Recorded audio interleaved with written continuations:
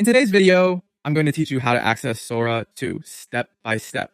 Whether you're new to the platform or transitioning from an earlier version, this guide will ensure you get started without a hitch.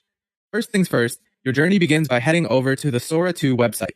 To do this, you'll want to open your favorite web browser and type in the URL, sora.chatgpt.com/explore. This will bring you directly to their main page, and from here, the real adventure begins. Once you've arrived at the Sora 2 landing page, the next step is to make your way to the option that allows you to switch to the new Sora. Typically, there will be a prompt or button visible, usually labeled something along the lines of switch to new Sora. Now here's an important point. Access to Sora 2 requires an exclusive invite code. Make sure you have this code on hand. If you don't have one yet, you might need to get in touch with someone who can provide it, whether it's a community manager, a friend already using Sora 2, or any authorized distributor of these codes. Once you have your invite code ready, you'll want to enter it when prompted.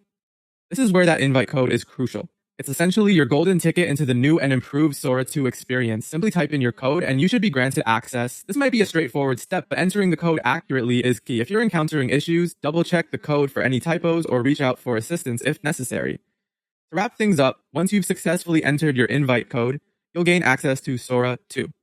At this point, you'll likely want to explore the platform, familiarize yourself with its features, and perhaps compare what's new since the last iteration. Navigating through the initial setup or orientation screens can help you get a feel for Sora 2, and if there are any walkthroughs or guides available on the platform, it's a good idea to take advantage of those as well. Remember, technology can sometimes present a learning curve, but with a bit of patience and curiosity, you'll soon find yourself seamlessly engaging with all that Sora 2 has to offer.